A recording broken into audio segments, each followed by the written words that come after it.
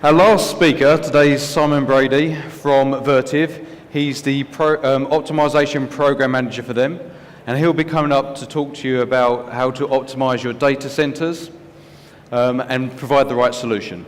So I'd like to welcome Simon to the stage. Thank you. Simon,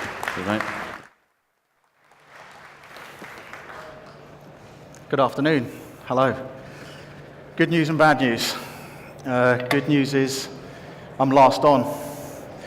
So once I'm done, we get to do some social networking and get to have some beers. Vertiv have got a private bar area, so if you're interested in what I'm talking about in my presentation, we've got an invitation to a private bar area, so come and have a chat with us afterwards. The bad news is you've now got to listen to me do this presentation, and there's nobody on after me, so I can talk as long as I want. So thank you for the introduction. My name is Simon Brady. I'm head of data center optimization. I'm also chairman of the liaison committee of the Green Grid, and I'm also a STEM ambassador. I've spent nearly 20 years in the data center industry. And for those of you that don't know what a data center is, you're sitting in one. These units along the wall here are air conditioning units. This building, after it became a fish market, was decided to be turned into a disaster recovery data center and trading floor. So you're actually sitting in a data center, which is interesting for today. So before I go any further, there's some photographs I'm going to show you. There might be a few kind of cringes. Some people might recognize some of these sites. And this isn't to have a go at any data center sites or any clients. Some of the sites you'll look at are CBRE sites, some of them are not. But what I will say is that we're all friends here, and I'd like to welcome you to Data Centers Anonymous. I'm a data center addict. I'm not afraid to admit it. As I say, I've been one for 20 years. And this is me in and around data center facilities. It's also very common for us to live under raised floors. A lot of what I'm going to talk to you about today isn't rocket science, okay? A lot of this is about education and awareness. It's part of our role as a STEM ambassador and at the Green Grid is to promote some of these basic best practices and make people aware of what they're doing wrong and how they can improve on that. At the end of that, do some optimization, make some energy savings, and decrease the risk of availability in our data centers. So it's not about rocket science, guys. So the perfect data center, what does it look like? Well, this is it. This is the marketing slide. Rani's here. This goes on all of our brochures. It looks absolutely fantastic and amazing. This is what everybody thinks of when they think of a data center. This is the inside of Facebook. We're very privileged that we design and build a lot of the infrastructure for Facebook. This is one of their facilities inside of Sweden. So this is where all your clicks and all your photographs and your likes, this is where they all go. You can probably tell from the color scheme, this is Google. Okay, this is the nice, neat, everything's clean, it's pristine, it's perfect. What I'm about to show you now is the reality. So first and foremost, the most important tool that I use and most of my engineers use when we go on site is this. It's the Mark 1 eyeball. And there must be a lot of students that work in data centers because some of the things we find are absolutely crazy. For whatever reason, they like putting traffic cones on top of air conditioning units. Again, not in any standard, not in any best industry practice. Also, and again, these are pictures that I've taken from around the world, a shopping trolley. We have the Corps of Commissioners here, so we have security on data center sites. You're not even allowed to bring in a screwdriver into some locations. Who on earth managed to squirrel away a shopping trolley inside a data center? I do not know. The thing I really want to talk to you about today is temperatures in data center facilities and the huge opportunity that we have to reduce temperatures and save money for clients. There's a lot of information up here. In fact, anybody that's aware of data centers will know if you can't do a data center presentation without showing this barometric chart. And it means a lot of things to a lot of different people. There is some science behind it. But the reality is that there was a full set of standards published by ASHRAE to say what temperatures IT equipment should operate at within a facility. And it's been going for a long, long time. But even back in 2004, the recommended range for a temperature inside a facility was 20 to 24 degrees centigrade. So that's the equipment that the air temperature that equipment should receive air at to cool it down. Even back in 1996, it was really, we had a set of standards to show. So this is actually a survey I completed in Italy just last year. This is a HP net server. You can see here, 1997, this piece of equipment. This piece of equipment is still in a data center, still operating, still running. Windows XP, by the way. Anybody know what this little device is here? There's a 9600 baud modem. I'm getting really geeky now. Okay, this is before broadband. So this is where the old noise comes from. It's predates fax machines. Okay, but here we can see this server could run very comfortably from 5 to 35 degrees centigrade back in 1997. So please tell me, people, those of you that are in the data center business, why I record temperatures like this on a weekly basis inside data centers. Yes, Elsa would be proud, and in most facilities, we do see let it snow. So 10.9 degrees centigrade is not an uncommon temperature for me to see inside a data center facility. Bearing in mind, the recommendation back in 1997 was from 5 to 35 degrees centigrade, 25 degrees of air conditioning that doesn't need to be provided. And that's not the worst of it. This is just a sample from my thermal imaging camera that my engineers have run, and the winner from last year, 8.5 degrees centigrade underneath the race floor in a data center. Just absolutely crazy. So here we have a photograph from a site, nice and clean and neat, aisle containment, absolutely everything organized correctly. But even here, this client, when we did the audit, we measured 13, 15, and 13 degrees centigrade. Why? Because he likes it cold. He thinks that cold is good and that his equipment won't fail. And again, it's lack of understanding, lack of knowledge about what the standards are. The crazy thing is that the return temperature, the air going back in, the hot air going back into the equipment was 21 degrees C, which is the minimum specification for the temperature that should be supplied to the equipment. We saved this client a huge amount of money just by increasing the temperature within his data center.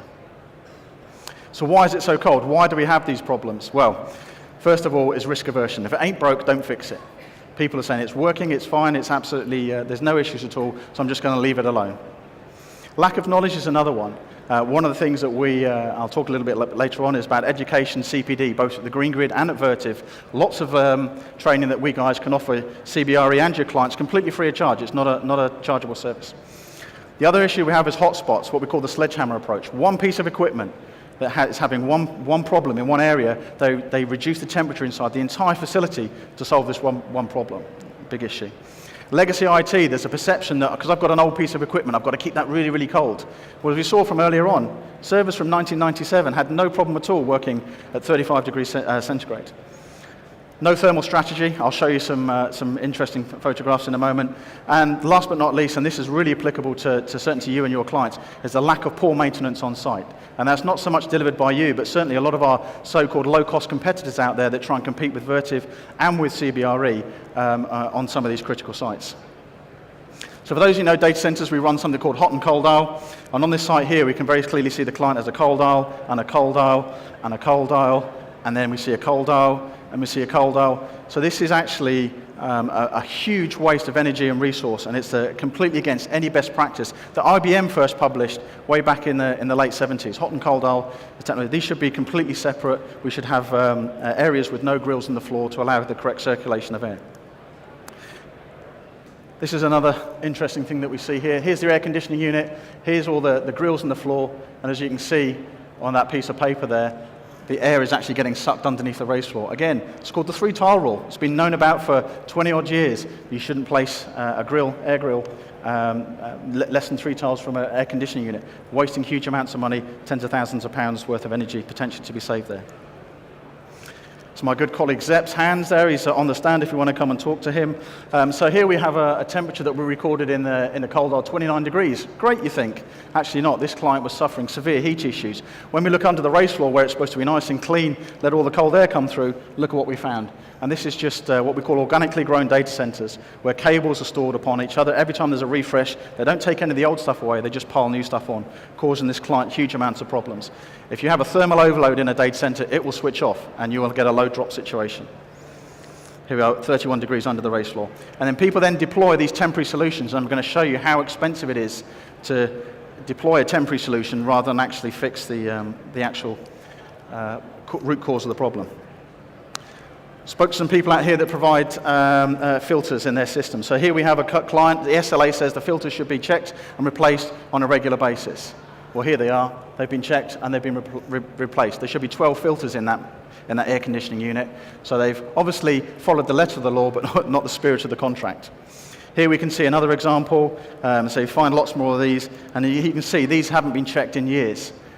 Yes, it looks horrible, it is nasty, but it causes increased power, high electrical consumption, and it leads to problems like this inside air conditioning units. get a build-up of dust, dirt, and debris. We end up with situations like this, where a 30, 40,000 piece of pounds worth of equipment becomes completely redundant and completely useless. On this site, in this situation, the client had to replace all the coils in all their air conditioning units. Hundreds of thousands of pounds worth of work. Why? Because of poor maintenance, lack of knowledge, lack of understanding. Air escaping through the floor. This is one of my pet hates. I see this a lot. We've deployed the most expensive tool in Vertiv's monitoring system, and that's the good old piece of paper. And it just shows you where some of the air escapes. Rather than looking at this as just air escaping, think of this as $10 an hour, $10 an hour, $10 an hour, because that's what holes in your floor cost you inside a facility. Just some examples here. This one was a really interesting one. We discovered that some electrical contractors have been smoking on sites. They've been coming in, switching the fire suppression system off, doing the work, smoking, moving on from rack to rack, and we found cigarette butts under every single floor. So again, not a lot of best practice. And again, a lack of oversight by the site manager. So what are all these little holes in the floor? So this is a small survey that we did. It's a 435 square meter data center. We did an analysis of all the holes, all those little small holes, all those gaps in the facility, and it adds up to an 18 square meter hole. So you just imagine you're going to build something, and you've now got to pay for electricity for your fans and cold air from your air conditioning systems and all the way through to your chillers to plug that 18 meter square hole. Hundreds of thousands of pounds worth of energy. When it comes to lack of knowledge, this is a big problem that we have. Why did we see a lot of those really cold temperatures in data centers? Well, it's because when hot air rises, it mixes with the cold air. So you have a temperature sensor, just like this one, and you'll see them actually in the top of this building here. That's where the temperature sensors are. Why is it so cold down here? It's quite chilly in here. The reason is that the temperature sensors are up there, and it's a different temperature up there than it is to down here. The standard very, very clearly states you should measure either in 3 or 2 places in a data center, not at the top. So the reason people have 10 degree, 12 degree, 15 degree temperatures at the raised floor is because they're not measuring that temperature in the right place. They're measuring it in the ceiling, they go out of service level agreement, and they reduce the temperature overall because they think that's going to solve their problem. It's just a measurement issue. Monitor and measure correctly. So what does it cost to put a temporary solution in place? This was a client that we came along, had a lot of issues with the hot air and cold air in the wrong places. So they deployed these temporary fans. They basically rented them out instead of buying them. So an 18-month temporary fix with 5 units, £39,000 in rental. I'm not want to do a rental company out of any money, but that's a chunk of change. £3,700 a year in energy just to run those temporary fans. To fix the one air conditioning unit that was costing the problem was £16,000, but they didn't know, they didn't identify it. They weren't able to call an expert in or didn't understand where the problem lied. So some of the things that we can look at, we don't always have to look at the massive big sites. We can look at either at the equipment level, the room level, or the site level. A good example, a large food retailer, we helped recently, we were able to save them 700 watts per site. Not a lot. They have 1,800 sites in the UK. You add that up, that's a huge amount of money to be saved. So don't always think about the really huge sites. Just some of the things we can look at, as we talked about before, we can look at the raised floor, air loss, blanking panels, EC fan replacements, a whole range of different things. More than happy to talk to you about these over a beer afterwards. Optimization is the solution to getting rid of all of these wasted energy opportunities. And the 3 things that we do to help reduce those problems. So we look at risk. So a lot of the stuff that we identify, as you can see there's a lot of risk involved there. If any of those pieces of equipment fail, they're going to have a nightmare of a problem. So we have a huge opportunity to reduce risk. We can increase capacity. So a lot of the times we've had clients come to us wanting to buy more equipment from us. When we've done the analysis, they've got more than enough air conditioning, they're just not using it properly, or they're wasting energy. So we can release existing capacity, and also, obviously, we can save them a huge amount of energy in their facility. So this is just some before and after software, some images. This is using a piece of software from one of your suppliers here. One of our suppliers, also a company called EchoSense. They're one of the tools that we use when we're doing some of our optimization services. Here again, we can see here that we've removed a huge amount of risk, we've saved a bunch of energy, and we released 100 kilowatts worth of capacity in this facility. So what does that look like overall? Well, this is some analysis that we did. This is a data center in Glasgow. This is the before. PUE, we won't go into, but it's a measure of efficiency of a facility.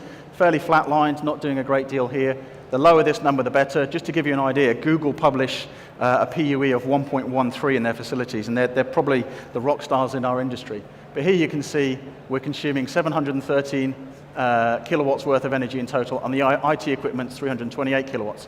After the optimization, It's before and after. We're now down to 547, but you can see here we haven't changed the IT load. We haven't touched the IT equipment. This basically worked out as saving 1.4 million kilowatt hours. It's £170,000 a year on a 400 kilowatt site. It's a huge amount of money to be saved. What does it cost this client to do that? Less than £100,000. £100,000 of work to save £170,000 a year. Who wouldn't want to do that? What CEO, what CFO wouldn't want to have that on their balance sheet? On top of all the corporate and social responsibility gains that you can put on top of that. So, some resources, some things you guys can do to help yourselves. You can look at the Green Grid. I'm chairman of the Green Grid. Part of the EU Code of Conduct is to help promote awareness of some tools and standards that are around. Go onto this link and download them. The Code of Conduct is there. Participant guidelines are there. But last but not least, the best thing you can do is engage one of us. Me and my team, we're situated in the UK and all across Europe, Middle East and Africa. We have teams that are able to be deployed to help you help your clients save energy. The really good news for you is at the moment, on a deal that we're working with CBRE, is we don't charge for any of this service. Okay, so this is a free service that we can offer you and your clients to help come along and help them reduce their energy. The other things you can do is education. So I've mentioned CPD before. Vertiv run free CPD events. We can do that for you, and we can do that for your clients. Speak to us, get in contact with us. We have a whole range of subjects we can cover. These are not sales pitches. These are not sales presentations. These are actual training events that you can turn up to and you can get accreditation for to work towards a certification. There's a couple of companies around. Most of you are probably aware of these, but again, in the interest of fairness, they're both up there. Some great qualifications, some great trainings there. Also, data center events. Lots of events going on. Get yourself there, get you educated, talk to people like myself, understand what those standards are and what they can do for your business. I'm fairly sure that's the end of my presentation. I'd like to thank you, and I think we are on time for drinks. Thank you very much.